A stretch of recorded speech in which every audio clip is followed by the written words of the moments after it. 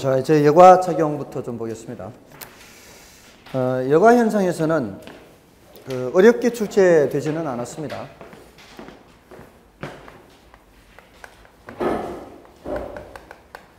자, 여기서는 이제 상향 여과가 있고요, 하향 여과가 있는데, 하향 여과가 좀 능동적인 여과고요. 하향 여과가 조금은 더 많이 언급됩니다. 이게 잘 안 붙네, 오래돼서.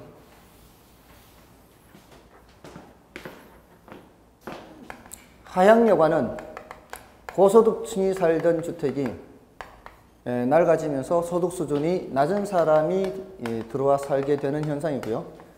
상향 여과는 낡아진 주택이 대수선이나, 이 대수선이라는 표현을 써요. 이 대학 교재에는 대수선이라고 표현을 하는데, 그게 우리 보통 얘기하자면 이제 재건축, 재개발을 생각하시면 되죠. 그렇게 해서 소득 수준이 높은 사람이 들어와 살게 되는 것을 상향 여과 이렇게 얘기합니다. 상향 여과를 하게 되면은 보통 그 지역에 살던 사람들의 재정착률이 30%가 안 됩니다. 뭐 한 20% 조금 넘거나. 그러니까 완전히 이제 소득 수준이 높은 사람이 들어오면서 완전히 싹 바뀌어 버리는 거죠. 그 사람들은 또다시 소득 수준이 낮은 동네로, 다른 동네로 가는 거죠. 근데 이제 표현을 할 때 이렇게 한다는 거예요. 이 하향 여과는 소득 증가 등으로 인해서 저가주택에 대한 수요가 증가할 때 나타나는 현상이다. 이렇게 표현하거든요. 이렇게. 근데 상향 여과는 소득 증가 등의 원인으로 인해서 저가주택 수요가 감소할 때 나타난다. 이렇게 표현해요. 굉장히 모순되는 표현 같아요. 언뜻 보면은. 자, 이거를 이해를 하려면 이렇게 해야 돼요. 지금은 많은 사람들이 잘 모르지만, 저보다도 한 10년 정도 선배되는 세대, 그 세대에서는 어릴 때 두 끼도 제대로 못 먹은 때도 있었다라고 얘기를 하거든요. 하루 세 끼도 제대로 못 먹어서 두 끼밖에 못 먹고 이런 얘기를 가끔 듣습니다. 근데 저 때만 해도 하루 세 끼는 먹었습니다. 그리고 늘 쌀밥을 먹을 수는 없었지만 쌀보리 혼식 정도는 했습니다. 제 어릴 때. 근데 그 윗세대들은 하루 세 끼도 못 먹었다면, 만약에 소득 수준이 조금 늘어났다면 바로 쌀밥을 세 끼 먹을 정도가 되지는 않을 거고요. 소득 수준이 조금 늘어난 상태는 어떻게? 보리밥이라도 세 끼 먹는 거예요. 그럴 때는 보리 수요가 열등제가 아니고요, 정상제입니다. 정상제. 그때는 보리가 정상제예요. 근데 소득 수준이 더 올라가면은 그때는 보리 수요가 줄어들면서 쌀 수요가 늘어요. 그럴 때는 보리 수요가 열등제가 되는 겁니다. 지금 이 상태는 아직 저가주택이 정상제인 상태예요. 소득 수준이 높은 수준으로 올라간 게 아닙니다. 그러니까 단칸방에 살다가 그냥 조금 더 넓은 방으로 가든가 또는 방 2칸짜리로 옮겨가든가 아직 달동네 사는 수준이다 이 말이에요. 달동네에서 넓혀가는 거예요. 아시겠죠? 근데 이것보다도 더 소득 수준이 늘어나서, 그러니까 여기는 소득 수준이 많이 늘어나는 거예요. 아예 소득 수준이 많이 늘어나서 저가주택 수요를 줄여버리는 거죠. 고가주택으로 가버리는 거예요. 이렇게 될 때 그게 바로 뭐예요? 상향 여과가 되는 거예요. 그렇죠? 그러니까 그렇게 해석을 해야 돼요. 그렇게 해석하지 않으면 이게 이해가 될 수가 없어요. 그래서 대학 교재에서 한 페이지, 한 장 넘어 페이지와 한 장 앞에 표현이 이래요. 소득 증가, 둘 다 소득 증가라고만 돼 있지 얼마나 증가했는지는 언급돼 있지 않아요. 이걸 해석하려면 이런 식으로밖에 해석할 수가 없어요. 됐죠? 아무튼 아직까지도 사람들이 요즘 제가 어릴 때도 그랬는데요. 20년도 넘었는데 대학교에서 배울 때 소고기, 돼지고기는 열등제, 소고기는 정상제 이렇게 했는데요. 저는 아직도 돼지고기가 정상제입니다. 없으면 먹습니다, 아직도. 삼겹살이 얼마나 맛있어요, 그게 또. 그죠? 삼겹살에 소주 한잔 하면 그냥 유혹이 큽니다. 다음에 이제 주거분리 개념이요. 주거분리라고 하는 것은 고소득 주거지역과 저소득 주거지역이 분리되는 현상이거든요. 보통 이제 주거분리가 나타날 때는 이제 경계지역이 있다 그래요. 경계. 여기가 고소득 주거지역이고 여기가 저소득 주거지역이고 여기 이제 고소득 주거지역은 정예 외부 효과가 나타나고요. 여기는 부의 외부 효과가 나타나고요. 주거 환경이 별로 안 좋죠. 우범지대 뭐 이런 것들이 있고요. 여기는 깨끗하고요. 쾌적하고요. 접근성도 좋고요. 여러 면에서 좀 좋은 동네고요. 자, 그런데 사람들은 대체로 당연히 주거 환경이 좋은 곳으로 가려고 하겠죠. 그래서 가능한 한 이쪽 사람들이 이쪽으로 자꾸 오려고 하겠죠. 그러면은 여기서도 약간씩 낡아지기 시작하는 부분이 있다면 그러면은 이제 한두 사람 침입이 나타날 수 있겠죠. 그러면은 이쪽에 하나 둘 침입 이런 현상이 나타나겠죠. 그러면서 얘는 점점 저가주택 시장으로 바뀌는 거고요. 얘는 이제 부의 외부 효과가 나타나기 때문에 수선비를 투입해도요, 가치 상승분이 크지가 않아요. 그럼 얘는 계속 수선을 안 할 가능성이 많죠. 그럼 이쪽 지역은 이제 불량주택촌이 되는 거예요.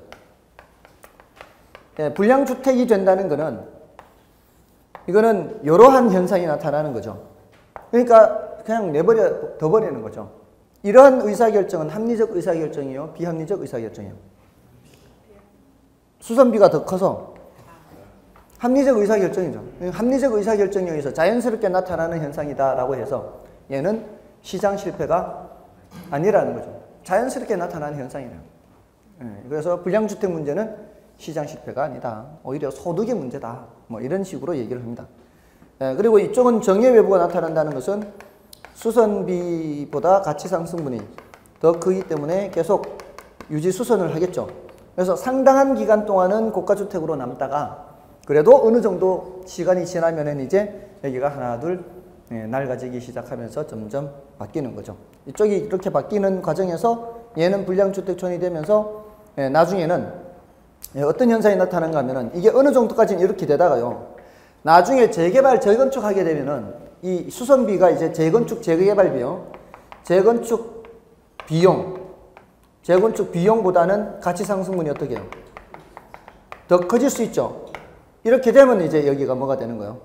재개발, 재건축이 되는 거예요. 이 지역이 통째로. 여기서 이렇게 자꾸 순환하는 거죠. 이렇게 순환하는 현상이 바로 여과 현상이다. 이렇게 보시면 되고요. 이게 이제 여과 현상에 대한 것이고요. 89페이지에 22번을 보겠습니다. 여과 적용에 관한 다음 설명 중 틀린 것은 1번의 여과 현상이란 주택이 소득의 계층에 따라 상하로 이동하는 현상을 말한다. 맞죠? 소득의 계층, 소득 수준이 높은 사람, 낮은 사람에서 상하로 이동되는 현상. 상향여과, 하향여과 이렇게 맞고요. 상위 계층이 사용하던 주택을 하위 계층이 사용하게 되었을 때 이를 하향여과라 한다. 맞죠? 상위 계층이 사용하던 주택을 하위 계층이 사용하게 되었을 때 이를 하향여과라 해요. 이럴 때 하향여과가 나타나는 이유는요. 저가주택 수요가 늘어나잖아요. 그러면 저가주택 지역에 주택이 부족한 현상이 나타나요. 아직은 저소득층들은, 소득 수준이 낮은 사람들은 소득이 좀 늘었다고 해서 아주 큰 고가주택 원하는 게 아니거든요. 근데 저가주택 수요가 늘어나면 저가주택 수요가 부족하고요. 저가주택이 부족하고요. 그럼 그 저가주택이 부족하니까 저가주택 시장에서 임대료가 어떻게 돼요? 저가주택 임대료가 올라갈 거 아니에요. 그러면은 여기 고가주택 중에서 이제 하나 둘 낡아지기 시작하는 것들 있죠. 그 하나 둘 낡아지기 시작하는 것들을 세놓고 이제 딴 데로 가는 거죠. 그러면서 여기 있던 주택이 저가주택 시장으로 간다 이렇게 얘기하는 거예요. 그래서 임대료가 올라가니까 이 고가주택에서 저가주택 시장으로 하향여과가 나타나는 거예요. 이렇게. 다음에 3번의 주거분리란 주거지역과 상업지역이 서로 분리되는 현상을 말한다. 맞나요? 이건 틀렸죠. 고소득 주거지역과 저소득 주거지역이 분리되는 현상이고요. 다음에 고급주택 지역에서는 정의 외부 효과가 투입 비용보다 크기 때문에 사람들은 비용을 투입하여 계속해서 주택을 수리하고요. 다음에 사적 시장에서 불량주택의 문제는 시장 실패가 아니라 시장이 효율적으로 자원을 할당하는 기능을 수행하고 있는 거죠. 불량주택은 시장 실패가 아니다랍니다. 자, 됐고요. 넘어가시고요. 다음에 넘어가시면은 그 중에서 제가 25번을 풀어드리겠습니다. 주거 분리와 여가 과정에 있어서 나타나는 여러 가지 현상에 대한 설명이다. 틀린 것은 1번 도시에서 중고소득층의 주거지역과 저소득층의 주거지역이 서로 분리되고 있는 현상을 주거분리한다. 맞죠? 저소득 주거지역, 고소득 주거지역. 그 다음에 주거분리 원인으로 외부 효과를 들 수 있으며 저급주택 지역에서는 부의 외부 효과 때문에 수선을 하지 않고 그대로 두는 것이 유리할 수도 있죠. 어떤 지역에선 저급주택의 수요가 증가하는 경우에 저급주택의 신축을 장려하는 정책이 활성화될수록 하향 여가는 활발하게 진행된다. 틀렸죠? 여기에 지금 하향 여가가 되려면은요, 여기 있던 주택 중에서 낡아지는 것들이 이쪽에 제공되기 위해서는 이쪽에 저가주택 지역에 허름한 주택들이 새로 지어지는 것을 막아야 되죠. 이쪽 지역에 허름한 주택들이 새로 지어지는 걸 막아야 여기에 낡아지는 것들이 더 많이 제공될 거 아니에요. 그래서 저가주택에 대한 신축이 금지돼야 돼요. 저가주택에 대한 신축 금지가 강화돼야 돼요. 그래서 3번 틀렸습니다. 주변 부동산이 유지 보수가 잘 되어 있다면 인근 지역의 부동산도 외부 효과에 의해 이득이 있죠. 정의 외부가 발생할 경우에는. 그 다음에 저소득층 가구들은 가능한 한 고급주택 지역 가까이에 위치하려고 하면 물론 이 중 선호도가 가장 높은 지역은 고소득 주거지역이 되고 가장 낮은 지역은 저소득 주거지역이 된다. 그렇다고 볼 수 있죠. 나머지 내용은 여러분이 좀 봐주시기 바라고요. 자, 이렇게 해서 여가 현상은 10분의 3. 여가 현상 10분의 3, 아까 이 효율적 시장 이론은 10분의 3. 모두 다 10분의 3에 해당하는 정도고요. 이게 시장 이론을 조금 더 부동산 시장의 특성, 그다음에 부동산 시장의 기능 이 부분 좀 더 주의해서 보시면 되겠습니다. 자, 이제 경기 변동론으로 넘어가시고요. 경기 변동론도 한 문제 정도 출제가 됩니다. 1년에 한 문제니까 사실은 그 한 문제 출제되는 주제 중에서는 제일 분량이 적은 파트가 부동산 마케팅 파트입니다. 한 문제 출제되는 주제가 부동산 마케팅이 한 문제 나오고요. 그다음에 부동산 관리가 한 문제 나옵니다. 그다음에 그 지역 분석, 지역 분석형 분석, 지역 분석 개별 분석은 한 10분의 6, 7 정도 되고요. 가격 재원칙이 한 문제예요. 근데 그 가격 재원칙이 한 문제 정도 출제되는데 작년에 출제가 안 됐어요. 근데 올해는 출제 가능성이 높다는 얘기고요. 10분의 6, 7에 해당하는 지역 분석 개별 분석이 작년에 출제가 안 됐어요. 몇 년 동안 출제 안 됐어요. 지역 분석 개별 분석이. 그러니까 올해 출제 가능성이 상당히 높아요. 그런 식으로 하면은 그거는 사실 별로 분량 부담이 안 돼요. 근데 이 경기 변동이 한 문제 출제되는데 이게 사실은 분량이 좀 많아요. 한 문제인데 이게 부동산 경기의 특징하는 게 있어요. 일반 경기하고 비교되는 특징, 그리고 부동산 경기 순환 국면별 특징이 있어요. 순환 국면별 특징이 있는데 요게 좀 최근에 몇 년 좀 언급이 됐거든요. 몇 년 동안 언급이 됐기 때문에 올해는 여기가 조금 더 이제 초점을 맞춰야 돼요. 여기. 올해는 이제 요거는 조금은 이제 낮다고 봐야 돼, 중요도가. 몇 년 계속 언급이 됐으니까. 그 다음에 이제 거미집 모형인데, 이 거미집 모형은 최근에 너무 자주 언급됐어요. 그래서 올해는 이제 별로 안 집어넣고 싶어요. 그래서 원래는 백선에도 안 들어갈 거 이거는. 그러니까 약간만 이제 설명하고 지나가면 돼 얘는. 그 외에 이제 경기 측정 지표. 자, 예전에는 제가 예전에 비해서 지금 조금 더 어떤 말씀을 드립니까? 점점 올해는 어디에서 더 나올 가능성이 있다. 자꾸 이런 얘기를 더 하죠. 더 하는 이유가 예전에는 이렇게 공부하면 안 돼. 3, 4월 달, 5, 6월 달에는 처음서부터 너무 줄여서 공부하면 안 되잖아요. 그러니까 5, 6월 달까지 공부했으니까 이제 약간은 이제 더 중요한 거를 말씀을 드리는 거예요. 이 출제 가능성이 조금 더 높은 것들을. 옛날에는 이거 다 해야 돼요, 이거. 다 설명했잖아요. 근데 이제 조금 더 강약을 달리해서 조금 시간이 부족하다 싶으면은 조금 출제 가능성이 높은 거를 이제 우선적으로 하는 거예요. 이런 것들은 이제 잡다한 내용들이고요. 일단 이제 부동산 경기의 특징 하면은 일반 경기하고 비교하는 특징이죠. 이게 이제 부동산 경기 특징은 요거는 그 일반 경기와 비교했을 때 주기나 진폭을 보죠. 주기나 진폭. 주기는 약 2배라 그러죠. 근데 요거를 이제 오해를 하시면 안 되는 게 진폭은 더 크다라고 하잖아요. 근데 이게 일반 경기하고 비교하는 건데 당연히 순환 변동을 보는 겁니다. 순환 변동. 순환 변동의 주기를 말하고 순환 변동의 진폭을 말하는 거예요. 자, 이 소리는 이 경기의 유형에 경기 유형. 부동산 경기 유형 순환 변동도 있고요. 장기 변동도 있고요. 또 계절 변동도 있고요. 요걸 이제 사람들이 많이 질문을 해요. 이제 많이 헷갈릴 수 있으니까. 또 무작위 변동 있죠. 여기 순환 변동, 장기 변동. 장기 변동을 뭐 추세 변동이라고도 하고요. 불규칙 변동이라고도 하죠. 무작위 변동을. 얘네들은 중요도가 떨어져요. 이제 뜻만 알면 되는 거거든요. 정부의 갑작스런 정책 변화에 의한 거, 뭐 또는 자연재해에 의한 거, 전쟁에 의한 거, 뭐 갑작스럽게 나타나는 것들은 대부분 무작위라고 볼 수 있어요.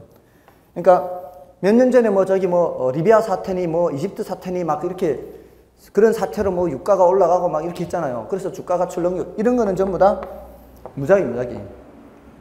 다음에 계절 변동이 있고요. 이런 것들은 주된 관심사가 아닙니다. 왜냐하면은 어쩌다 나타나는 그런 현상들이고 계절 요인이기 때문에 어떤 우리가 경제 성장이라고 하는 거는 장기적인 추세 중에서도 그 중에서 이렇게 자꾸 오르락내리락 하는 거거든요. 그러니까 그 오르락내리락 하는 걸 이런 현상을 줄이고 싶은 거예요. 그냥 꾸준히 이렇게 되는 게 제일 좋아요. 꾸준히. 그렇지 않나요? 경제라는 게 꾸준히 성장하는 게 제일 좋잖아요. 근데 이게 꾸준히 올라가는 이 중에 이렇게 꾸준히 추세가 있는 중에 오르락내리락 하는 거예요. 이런 현상이 크지 않게 하는 게 좋거든요. 너무 크면은 인플레 걱정이 되고요. 너무 침체되면 실업이나 막 이런 문제가 있거든요. 그래서 우리가 주로 관심 있게 살펴보는 게 바로 뭐예요? 요 장기적인 추세로부터 이탈되는 겁니다. 이렇게 많이 이탈되지 않게 하려고. 이런 거를 무슨 변동이라고 그래요? 이런 변동을 순환 변동이라고 해요. 순환 변동. 그러니까 근데 이 장기 변동도요. 이게 오르락내리락 하거든요. 이게 장기 변동도. 이게 오르락내리락 하면서. 그러니까 순환 변동의 주기가 있고 장기 변동의 주기가 있어요. 근데 장기 변동의 주기는 그런 거는 중요도가 낮단 말이에요. 더군다나 우리 일반 경기에서 장기 변동은 기간이 한 100년 가까이 돼요. 주기가. 지금 현재 지금 뭐 그리스가 또 문제되고 뭐 그렉시트니 뭐 얘기하잖아요. 저게 다 2008년 세계 금융 위기로부터 출발한 그게 아직도 해소가 안 된 거예요. 2008년 세계 금융 위기 때문에. 그때 세계 경제가 안 좋으니까 각 나라에서 어떻게 해요? 재정을 막 풀었잖아요. 국가 재정을. 우리나라도 그때 풀었잖아요. 그때 푼 거보다도 뭐 더 많이 최경환 이 경제팀에서 뭐 96조 풀었다 그랬는데 그 최경환 이 MB 정부 때 2008년도에 우리나라도 70몇 조 풀었다 그러거든요. 세계 경제가 안 좋으니까. 우리나라만 그런 게 아니라 전 세계 나라들이 다 그런 거예요, 그게. 국가 재정을 막 풀었다고요. 근데 그리스도 그때 풀었는데 막 대책 없이 푼 거죠. 그러니까 그 감당이 안 되고 지금 와서 빚이 너무 많이 늘었으니까 그 빚을 감당을 못 하는 거예요. 그러니까 아직도 그 세계 금융위기의 그 그림자 안에 있는 거예요, 아직도. 근데 그게 말입니다. 2008년도에 시작됐잖아요. 그게 1928년인가요? 9년인가요? 저 세계 대공황이. 그때부터 딱 몇 년이에요? 80년. 그러니까 80년 만에 가장 지금 세계가 위기를 겪고 있는 거예요. 그동안은 쭉 계속 올라오다가. 그러니까 일반 경기의 장기 변동은 굉장히 길어요. 80년이고 그전에는 100년, 110년도 있었어요. 17세기만 이때부터 따지면은. 거의 100년에 가까운 변동을 보이거든. 장기 변동의 주기가. 근데 부동산 경기에서의 장기 변동 주기는 인근 지역의 생애 주기하고 비슷해요. 어떤 지역이 새로 개발이 돼서 성장하고 성숙하고 쇠퇴기를 거쳐서 천위기를 거쳐서 악화기를 거치는 게 이게 한 길어야 5, 60년이 길어야. 그러니까 부동산 경기의 장기 변동은 길어야 5, 60년인데 일반 경기의 장기 변동은 거의 막 100년 가까이 막 80년 이상 된단 말이에요. 그러니까 일반 경기의 장기 변동이 더 길어요. 근데 순환 변동에서는, 장기 변동에서는 그런데 지금 이 순환 변동에서는 부동산 경기가 주기가 약 2배란 말이에요. 그렇죠? 그러니까 이 헷갈려 하지 마시라고요. 장기 변동에서도 주기가 부동산이 더 긴 건 아니다 이 말이에요. 장기 변동에서는 일반 경기가 더 길다고요. 됐나요? 그래서 우리가 주로 하는 거는 이쪽이기 때문에 이 순환 변동에서 얘기하기 때문에 이렇게 얘기를 하는 거고요. 다음에 이 회복은 좀 서서히 되고요. 후퇴는 빠르게 나고 이런 식으로 이 경제가 장기적으로 성장하기 때문에 여기서부터 여기까지 정점에서 정점에까지는 길고 짧고 길고 짧고 이런 식으로 나타나는 경향이 있고요. 그리고 어떤 지역에서 출발했던 것이 전국으로 확산되는 경향이 있고요. 또 부문별로 놓고 보면 부문별로 놓고 보면은 주거용 부동산 경기가 이제 상공업용 이렇게 부문별로 놓고 보는 거죠. 상공업용 부동산 경기 이렇게 놓고 보면은 상공업용 부동산 경기는 일반 경기하고 함께 가는 경향이 있어요. 일반 경기가 잘 굴러간다는 얘기는 상공업용 부동산도 많이 필요하다는 얘기입니다. 이게 잘 굴러간다는 얘기는 얘도 잘 굴러간다는 얘기예요. 제조 유통활동이 활발하기 때문에. 그러면 자금이 이쪽으로 많이 투입될 거 아니에요. 그러면 주거용 부동산 경기하고는 서로 역행의 관계에 있다. 그러니까 얘도 역행의 관계에 있다. 이렇게 얘기를 하는 거죠. 근데 얘네들을 가중평균 해버리면은 이게 이쪽으로 이렇게 가까이 가면서 일반 경기보다는 뒤처지게 나타나죠. 그래서 보통 이렇게 얘기합니다. 지금 이 주식 경기 있죠. 주식 경기가 정보 전달 속도가 엄청 빠르죠. 정보에 따라 막 주가가 막 출렁이니까. 그러니까 주식 경기가 앞서가면은 그 뒤따라 일반 실물 경기가 뒤따라가고요. 실물 경기. 그 뒤를 부동산 경기가 뒤따라가고. 그러니까 일반 경기를 중심에 놓고 봤을 때는 주식 경기가 좀 선행한다 그러고요. 부동산 경기는 좀 후행한다. 대체로 그렇다는 얘기입니다. 반드시가 아니라. 어떤 경우에는 부동산 경기가 앞서갈 수도 있고 이렇게 할 수도 있는데 그렇게 대체로는 후순환한다 이렇게 얘기를 합니다. 이걸 뭐 하기 때문에 가중평균 하기 때문에 그렇게 얘기를 합니다. 그런 게 있고요. 그런 정도죠. 자, 그렇게 해서 이제 부동산 경기를 좀 기억하시면 되고요. 순환 국면별 특징은 순환 국면에는 하회, 상후 이런 게 있죠. 독특한 안정시장이라는 게 있다 그랬죠. 안정시장이라는 게 독특하게 있다. 요거는 모든 부동산이 이런 성격을 갖는 게 아니고 불황에 강한 부동산이 있다 그랬죠. 불황에 강한 부동산. 그래서 도심지 점포라든가 소규모 주택 같은 거 이런 것들이 불황에 강한 부동산이다라고 해서 모든 부동산이 그런 것은 아니다. 이런 내용이 있고요. 그 외에 뭐 적당한 이제 내용들입니다. 그래서 이거는 문제를 풀면서 좀 말씀을 드리겠습니다. 원래 사람들이 그런 말을 하죠. 서울에 안 갔다 온 놈이 남대문이 어떻네, 뭐가 어떻네 더 잘 얘기한다고요. 근데 사실은 제가 방위를 나왔거든요. 방위를 나왔는데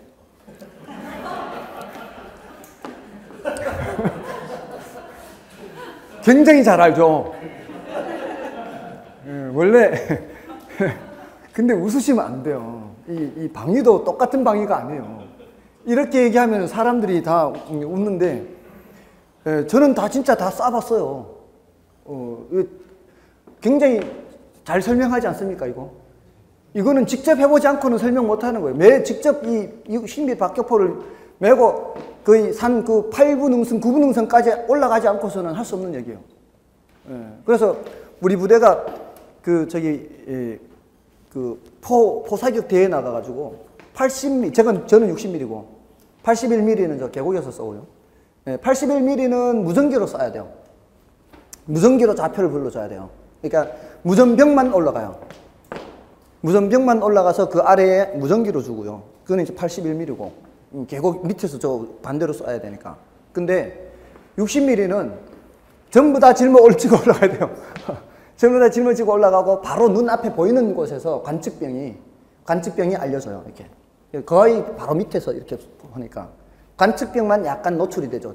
적병에서 적군이 볼 때는 이렇게 해가지고 쏘는데 초탄에 둘 다 명중이에요. 초탄에 둘 다 딱 명중이에요. 60mm하고 81mm가.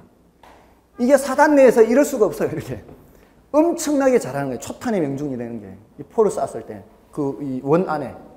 그래서 바로 포상휴가. 바로 포상휴가예요. 하여간 할 거 다 했거든요. 제가 사실 사격을 잘했어요. 잘해가지고 예비군 훈련 가면은 이렇게 같이 가자는 아는 사람들끼리 그러면은 돈 묻어놓고 사격 이렇게 해가지고 이게 뭐죠 뭐라 그러지? 이 0.9 저기 탄착권이라고 그러죠. 탄이 도착한 그 권 이게 제일 좁은 사람이 이기는 거죠. 제가 이거 많이 따먹었습니다 이거. 전 사격해서 한 번도 기합 받은 적 없어요. 제일 못 쐈는 게 제가 100m를 제일 못 쐈어요 오히려. 100m를 제일 못 쐈어요. 오히려 250m하고 200m는 잘 맞췄는데 이거를 너무 낮추는 거예요 늘. 너무 좀 낮춰야 되는데 이게 낮춰야 이게 맞는데 너무 낮추니까 어떤 때는 쏠 때 보면은 이 표적지 앞에 흙이 튀는 게 보여. 너무 낮춰가지고. 그런 경우도 아마 적군한테 상처는 줄 수 있어요. 이렇게 튀어가지고. 하여간 저는 사실 방위병을 나왔지만 전혀 어디 부끄럽지 않고 전투왕으로서 할 거 다 했습니다.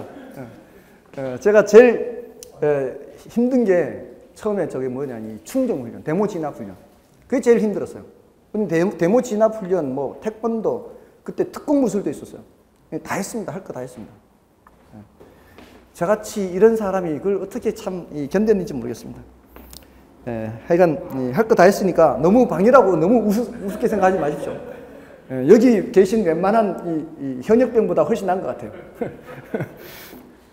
자, 1번부터 보겠습니다. 96쪽 1번. 부동산 경기 순환을 설명한 것 중 틀린 것은? 자, 1번에 부동산 경기란 주로 건축 경기를 말하며 부동산 경기는 통상적으로 전국적 현상으로 나타나서 지역으로 축소되는 경향이 있다. 이게 아니죠. 지역에서 좀 들썩들썩 거리는 것이 전국으로 확산되는 경향이 있습니다. 그 다음에 부동산 경기는 상, 후, 하, 회 맞죠? 상과 하가 이렇게 떨어져 있죠. 상후하의 시장 국면이 순차로 순환하며 이 순환주기 국면과 달리 안정시장이 존재하죠. 안정시장은 그 순환주기 국면 사이에 있는 게 아닙니다. 독자적으로 존재하는 거죠. 그 다음에 경기 순환의 측정 지표로 건축량, 부동산 가격 변화, 주택 거래량, 택지 분양 실적 등이 있다. 자, 이 측정 지표는 지금 거기 건축량 있죠. 건축량은 공급지표라고 합니다. 건축량은 공급지표라 하고요. 여기 거래량 있죠. 거래량은 이제 수요지표 이렇게 얘기할 수 있어요. 그 다음에 가격 변화 있죠. 가격 변동 또는 가격 변화. 요거는 보조지표 이렇게 얘기를 해요. 그래서 얘네들을 종합적으로 측정해야 돼요. 종합적으로 측정. 하나만 보면 안 되고요. 다음에 그 택지 분양 실적은 그 중에서도 선행지표다라는 말을 써요. 선행. 택지가 분양이 많이 됐다는 얘기는 앞으로 많이 지을 거다 이런 뜻이죠. 그렇게 보시면 되고요. 택지 분양 실적은 무슨 지표라고요? 택지 분양 실적은 요거는 선행지표라고요. 선행. 그리고 건축량은 공급지표이면서 동행지표고요. 지금 현재를 나타내 주는 거예요. 요거는 거래량도 수요지표이면서 동행지표다 이렇게. 완공량 같은 것은 후행지표다 그럽니다. 완공량 같은 거. 자, 됐고요. 다음에 4번은 일반 경기와 부동산 경기는 그 현상이 본질적으로 다른 것은 아니므로 일반 경기 확장 국면에 해당하는 경우에는 호황 국면으로, 일반 경기의 수축 국면에 해당하는 경우에는 불황 국면으로 표현할 수 있다. 가능합니다. 수축, 불황, 확장, 호황 이렇게 할 수 있습니다. 그다음에 경기 변동에는 순환적 변동뿐만 아니라 추세적 변동, 무작위 변동, 계절 변동 등의 변동이 있습니다. 그 밑에 2번 문제에서요. 5번 지문을 그렇게 좀 주의를 하시라고요. 그건 중요도는 낮으니까 너무 신경 쓰지 마시고요. 이번에 5번 지문에 보시면은 부동산 경기 장기 변동은 어떤 지역이 새로 개발되거나 인근 지역의 생애 주기 생각하라 그랬죠. 어떤 지역이 새로 개발된 기존의 지역이 재개발되었을 때 나타나는데 일반 경기의 장기적 변동보다는 기간이 짧고 불규칙적으로 나타납니다. 지역적으로. 자, 그렇게 하시고요. 넘어가십시오. 넘어가시면은 경기 순환 3번 문제를 보겠습니다. 틀린 것을 찾죠. 1번에 부동산 경기는 부문별 경기의 가중평균치적인 성격을 가지므로 전체적인 부동산 경기가 침체되어 있다면 모든 부문이 침체되어 있다는 의미다. 그렇지는 않죠. 이게 어떤 부문은 괜찮을 수 있습니다. 이게 가중평균 개념이기 때문에 모든 게 다 침체되어 있는 것은 아니에요. 보통 우리 왜 이런 게 다 가중평균 개념인데요. 이것뿐만이 아니에요. 여러분들 인플레가 발생하죠. 인플레가 발생하면 모든 물가가 다 올라가나요? 그게 아닙니다. 어떤 물가는 내려가는 것도 있는데 올라간 물가가 훨씬 많은 거죠. 올라간 물가가 훨씬 많으니까 올라간 물건이 훨씬 많으니까 전체적으로는 물가가 올라간 것으로 계산되는 거거든요. 그런 걸 다 가중평균 하는 거거든요. 부동산 경기도 마찬가지요. 일반 경기도 마찬가지. 각 부문의 가중평균이에요. 그렇기 때문에 모든 부문이 침체되어 있는 것은 아니에요. 다음에 정부의 정책 변화나 자연재해 등으로 인해 나타나는 경기 변동을 불규칙 변동, 맞죠? 다음에 경제의 장기적 성장 또는 하락에 의한 경기 변동을 추세적 변동, 맞고요. 다음에 경기 변동의 추세적 변동으로부터 이탈하여 나타나는 상승과 하락에 의한 변동을 순환적 변동이라고 합니다. 다음에 1년을 단위로 하여 매년 주기적으로 나타나는 경기 변동을 계절 변동. 자, 맞죠? 자, 1번이 정답이었고요. 나머지 지금 2번, 3번, 4번, 5번 문제 6번까지 지금 계속 부동산 경기 특성에 대한 것들이죠. 순환이나 또는 섞여 있는데 이게 중요도가 좀 높다고요. 원래 이걸 좀 더 주의 깊게 보시고요. 그 중에서 제가 6번을 풀어드리겠습니다.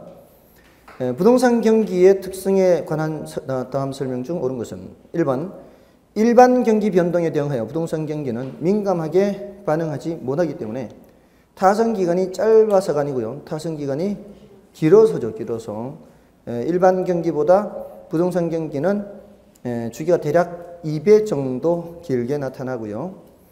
그래서 앞부분이 틀린 거고요. 그 다음에 부동산 경기는 주택 건축을 중심으로 하기 때문에 생산에 장기가 소요되는 성격으로 인하여 일반 경기보다 낮은 정점과 높은 저점, 낮은 정점이 아니고요. 높은 정점과 낮은 저점을 가지므로 부동산 경기의 진폭이 일반 경기의 진폭에 비해 더 크고요.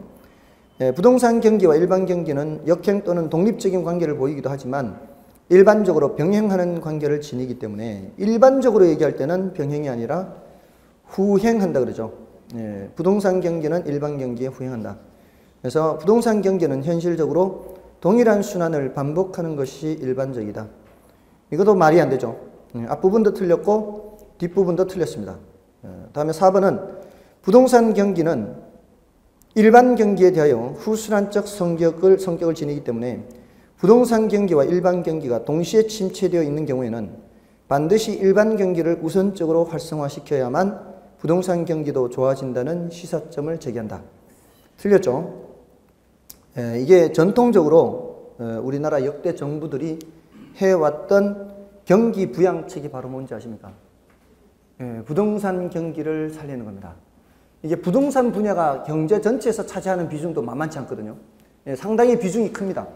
그러니까 부동산 경기가 침체되었을 때 부동산 경기를 살리면 어떤 효과가 있는가 하면 일단 제일 직접적으로 건설 분야가 좀 살아나겠죠. 건설 분야가 살아나면은 그러면 거기에 직원들도 더 뽑을 거고요.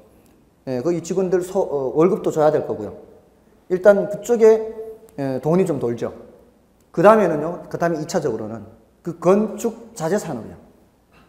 건축 자재 산업들이 또 살아나겠죠.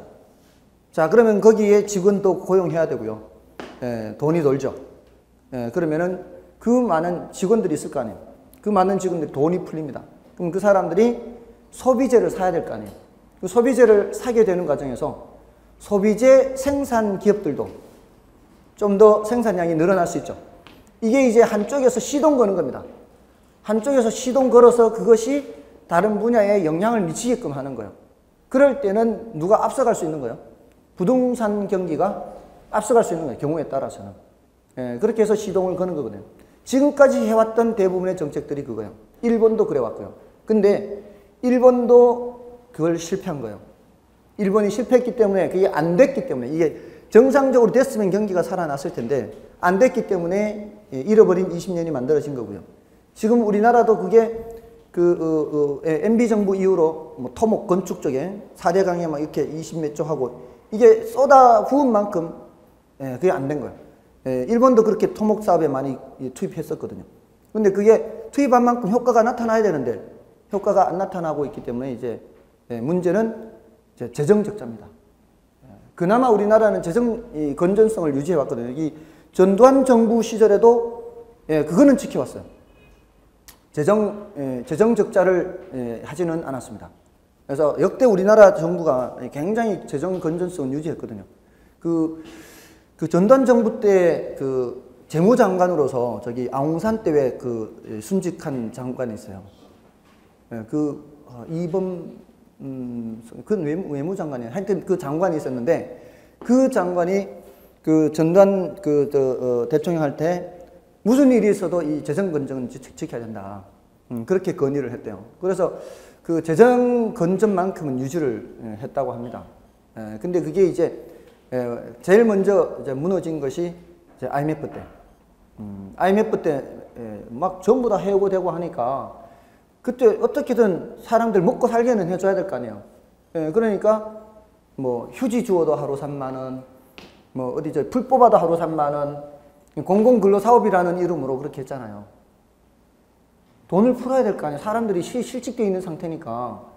그러니까 어떠한 형태로든 돈 풀어야 되는데 이게 그렇게 이게 생산성이 있는 이 일이 아니잖아요. 그렇게 큰 생산성이 있는 일이 아닌데 거기에 그냥 준 거죠. 준 거 이렇게. 그냥 주면은 좀 그러니까 뭐라도 하고 이렇게 주게 하는데 그게 무슨 크게 생산성이 있는 거라야 나중에 경제가 성장할 때 이게 미천이 될 수 있는데 그런 거기 때문에 적자가 나오는 거예요. 원래는 그 공공사업을 해야 되거든요. 그 공공사업이 사회간접자본시설이에요. 그런 돈으로 이렇게 도로를 더 확충한다거나 이렇게 하면은 이제 나중에 경제가 성장할 때 이게 미천이 돼가지고 이렇게 올라갈 수 있거든요. 아무튼 IMF 때 엄청 재정 적자를 겪었고요. 그 다음에 세계금융위기 2008년도 이거 거치면서 이제 재정 적자 폭이 점점 커지고 지금 또 재정 적자 폭이 커지는 거예요. 지금 이 재정 적자가 문제예요. 지금 이런 상태로 가면은 GDP에 내년 이제 이 박근혜 정부 끝날 때는 GDP에 40%까지 올라갔네. 채무 규모가 이러면은 위험한 거예요. 지금 가계도 위험한 상황에서 지금 이 국가 재정까지 위험하면은 제일 건전한 게 지금 기업이거든요. IMF 때는 가계 정부는 괜찮았고 기업이 무너진 거고요. 그 IMF 때 그 기업 살리느라고 또 재정 적자를 이렇게 한 거고요. 근데 지금 하나만 위험하면 괜찮은데 이제 정부까지 그렇게 되면 위험하면 정말 위험해요. 그래서 좀 조심스러울 필요가 있어요. 그러니까 국민들이 너무 기대하면 안 돼요. 너무 복지 요구하면 안 된다고. 복지를 하려면 세금을 더 걷어야 되거든요. 근데 세금 안 걷고 계속 복지하면은 그 재정 적자를 어떻게 감당합니까? 그러니까 복지를 하지 말든가. 이렇게 복지를 너무 요구하면 안 돼요. 그렇지 않습니까? 아니면 세금을 더 거두든가 둘 중에 하나를 해야 돼요. 이건 위험합니다. 이렇게 하면. 자, 아무튼 걱정됩니다. 자, 됐고요. 다음에 5번 지문은 6번의 5번 지문. 타선 기간으로 인하여 일반 경기는 회복 국면이라 할지라도 부동산 경기는 하향 시장이 지속되기도 한다. 이거는 이런 얘기입니다.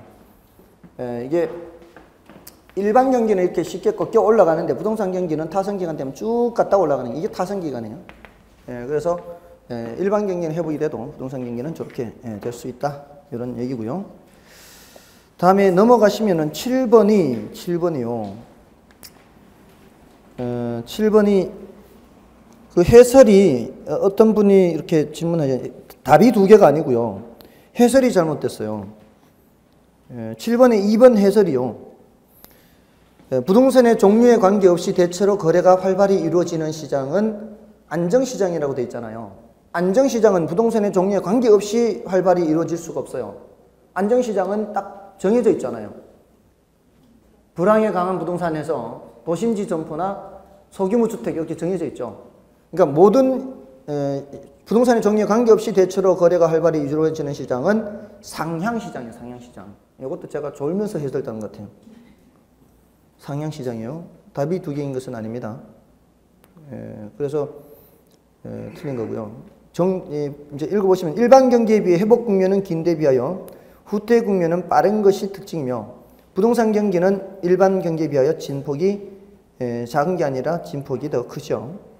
그리고 2번은 그런 이유로 틀렸고요. 다음에 3번에서 상향시장에서는 거래가 활발하고 지가 상승이 계속되고 과거 사례 가격은 새로운 거래의 상한선이 된다. 상한선이 아니라 하한선이 되죠. 그래서 틀렸고요. 다음에 후퇴 시장에서는 가격 상승이 둔화되고, 자, 가격 상승이 둔화된다는 얘기는 뭐예요? 이제 더 이상 안 올라간다 이 말이잖아요. 그리고 부동산 가격은 보합 상태를 유지하거나 하락한다. 이게 바로 후퇴 시장 옳은 표현입니다. 보합 상태가 뭐예요? 올라가지도 않고 내려가지도 않는 그 상태를 유지한다는 얘기니까 4번이 옳은 표현입니다. 다음에 부동산 가격이 상승할 때를 부동산 경기가 좋다고 말하는 것은 이론적으로 틀린 것이 아니다가 아니고 틀렸어요. 왜냐하면은 여러분들 중개사무소 어떤 중개사무소에서 한 달간 10건 거래했대요. 건당 3억쯤 돼요. 그러면 10건 거래하면 지금 거래 금액이 얼마예요? 30억이죠. 그 30억이 GNP에 포함될까 안 될까요? GNP, 국민총생산. 국민총생산에 포함될까 안 될까요? 그 30억 거래 대금이. 포함 안 됩니다. 포함 안 돼요, 그거는. GNP라고 하는 거는 그해 새로 생산된 거 얘기하는 거예요. 그해 새로 생산된 거. GNP가 성장한다, 이게 뭐예요? 작년 GNP보다 올해 GNP가 더 많아야 되거든요. 그럼 작년에 새로 생산한 것보다 올해 새로 생산한 게 더 많아야 되는데 단지 거래한 거는 새로 생산한 게 아니에요. 그럼 GNP에 포함되는 건 뭘까요? 그 중개 수수료만 포함되는 거예요. 중개 서비스는 원래 했잖아. 그 중개 서비스 몇백만 원 요거는 원래 포함된다고요. 됐습니까? 예, 중고 거래는 GNP에 포함 안 됩니다. 그 수수료만 포함되는 거예요. 그러니까 경기가 좋으려면은 작년보다 생산이 더 늘어나야 돼요. 그러니까 지난 1월 달에 거래 많이 됐죠. 1, 2월 달에 사상 그 1, 2월 거래량으로서는 가장 많았다 그러죠. 그러면서 가격 지금 꽤 올라왔죠, 지금 원래. 가격 올라왔잖아요. 근데 이게 경기가 좋다라고 오판하면 안 된다 이 말이에요. 경기가 좋은지 안 좋은지를 보려면 건설업체들이 얼마나 더 많이 착공해서 지금 건설하고 있는지를 봐야 돼요. 그죠? 예, 만약에 그렇지 않다면은 경기가 더 좋아졌다라고 말을 할 수는 없다고요. 물론 조금은 나아졌겠죠. 평균적으로 이렇게 경제가 성장하기 때문에 반드시 실물 생산, 이 건축 얼마나 건설사가 착공을 했는지를 봐야 돼요. 그런 실물 생산의 양을 보지 않고서 경기를 좋다, 나쁘다, 가격만 보고 판단해서는 안 된다 이 말입니다. 자, 됐고요. 나머지 개념들은 이제 여러분이 좀 봐주시고요. 10번까지. 근데 11번, 12번은 거미집 모형인데 원래는 중요도가 낮기 때문에 그냥 간단하게만 좀 살펴보겠습니다. 이것만 하고 좀 마치겠습니다. 이 거미집 모형은 기본 가정은 뭐예요? 기본 가정은 금기 수요는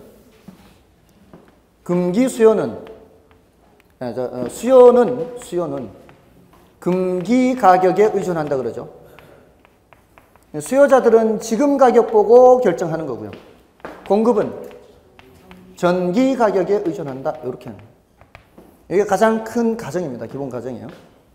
그래서 여기에 좀 비합리적인 그런 문제는 있어요. 그래서 어떤 이유로 어떤 해에 공급량이 이만큼이에요. 그럼 그 해에는 공급량을 바꿀 수 있어요, 없어요? 그 해에는 공급을 못 받고요. 이거는 주로 어떤 상품이에요? 농산물 같은 거. 주로 농산물에 많이 적용하는데 이거는 파종 시기를 놓쳐버리면 그해 수량은 바꿀 수가 없죠. 그래서 그 해는 이 수직의 공급 곡선입니다. 그리고 이런 수요 곡선이에요. 자, 그러면 그 해는 가격이 어때요? 그 해는 가격이 굉장히 높게 형성되죠. 자, 첫 번째 생산량, 첫 번째 연도 생산량이 적으니까 가격이 올라갔어요. 그러면은 다음 연도는 공급자들이, 농민들이 가격 높은 거 보고 생산량을 많이 늘립니다. 다음 연도는 이렇게 수량이 늘어요. 그럼 다음 연도는 이 수량을 바꿀 수 있어요, 없어요? 다음 연도는 이 수량을 못 바꿔요. 이렇게 늘어났어요. 그러니까 다음 연도는 이런 수직의 공급 곡선이에요. 그리고 이 수요 곡선이에요. 그러면 교차하는 점이 여기에요. 그럼 가격이 떨어졌죠. 가격이 떨어지니까 그 다음 연도는 세 번째 연도 생산량은 두 번째 연도 가격 보는 거예요. 두 번째 연도 가격 보고 이 공급 곡선에 맞춰서 요만큼을 생산하는 거예요. 그럼 어떻게 돼요? 생산량이 줄었죠. 줄어드니까 가격이 올라가요. 이런 공급 곡선과 수요 곡선. 자, 이런 식으로 번번이 자 올라왔죠, 이번에. 이 세 번째 연도 생산량은 이렇게 줄어드니까 세 번째 연도 가격이 올라갔죠. 올라가니까 또 많이 생산하죠. 자, 이렇게 해서 결국 안으로 들어가는 이런 형태는 수렴형이고요. 안으로 들어가는 거는. 자, 요거는 뭐가 더 탄력적이고 뭐가 더 비탄력적이에요? 수요가 더 탄력적이죠. 수탄이 공탄보다 더 큽니다. 그래서 수탄수 이렇게 공탄발 이렇게 수탄이 더 크면 수렴형이고요. 이쪽이 더 크면은 발산형. 수탄수 공탄발 이것만 해도 이 정도면은 원래는 충분하다고 볼 수 있습니다. 자, 요거는 이제 가격 등락을 설명하려고 하는 이론이에요. 주기적인 가격 등락을 설명하는 이론인데 합리적인 기대를 하고 있는 거요, 합리적인 기대를 하지 않는 거요. 합리적인 기대를 하지 않는 거. 지난주에 제가 경제학에서는 인간을 어떻게 본다고 그랬어요? 합리적 인간으로 본다고 그랬죠. 근데 여기서는 합리적 인간으로 보지 못하는 단점이 있어요. 그런 좀 단점이 있는 부분입니다. 만약에 합리적으로 예상을 하면은 이런 등락 현상은 나타나지 않을 수 있어요. 예를 들어서 자, 작년에 첫 번째 연도에 가격이 좋아서 많이 생산했더니 두 번째 연도에 가격이 폭락했죠. 그래서 안 심었더니 이번에 또 올라갔죠. 올라갔으니까 또 많이 심어요. 이쯤 되면은 합리적인 인간이라면은 한번 생각해 봐야 될 거 아니에요. 그럼 어떻게 해요? 종묘상에 전화라도 걸어야지. 종묘상에 전화 걸어서 원래 고추씨 얼마나 나갔어? 예? 뭐 무슨 모종이 얼마나 나갔어? 이렇게 물어라도 보면은 어느 정도는 정보를 알 수 있을 거 아니에요. 그렇게 하는 게 합리적이지 계속 똑같은 잘못을 반복하는 건 합리적이지 않다는 거예요. 예, 그런 이론의 단점은 있습니다. 예, 근데 뭐는 잘 설명해 주고 있다고요. 주기적인 가격 변동을 잘 설명해 주는 장점은 있습니다. 자, 그래서 12번을 좀 보시면은 부동산 경기에 관한 거미집 모형이 시사하는 바를 설명하시다. 틀린 것은 공급자가 다음 기회 공급량을 결정할 때 현재의 시장 임대료에만 반응한다는 것을 가정하고 있다. 그렇습니다. 다른 거 안 보고요. 지금 임대료 보고 이제 다음 기회 공급량 결정하는 거예요. 그다음에 단기적으로 가격이 급등하게 되면 건물 착공량이 증가하게 되는데 공급 물량이 막상 시장에 출하게 되면 오히려 공급 초과가 되어 침체 국면에 접어든다는 것이다. 맞죠? 현실적으로 부동산 가격이 변동하면 부동산 수요는 즉각적으로 영향을 받지만 부동산 공급은 일정한 생산 기간이 경과한 후라야만 변동이 가능하다. 그렇다고 볼 수 있죠.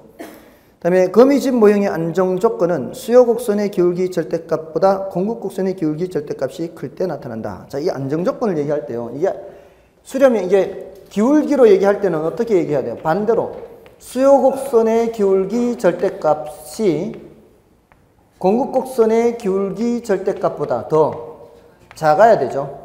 이렇게 되면은 이게 수렴형이 돼요. 그래서 지금 그 4번은 옳은 표현이고요. 5번이 틀렸죠. 수요 곡선의 안정 조건은 수요 곡선의 탄력성보다 공급 곡선의 탄력성이 클 때가 아니죠. 이때는 발산형이 되는 거죠. 됐습니까? 나머지는 여러분이 좀 봐주시고요. 원래는 앞부분을 좀 더 신경 쓰십시오. 거미집 모형보다는 앞부분. 됐죠? 자, 이렇게 하고요. 다음 주, 오늘 조금 늦었죠? 지금 조금 다음 주는 정책론부터 하도록 하겠습니다. S체육 배운 다음 주에 뵙겠습니다. 감사합니다.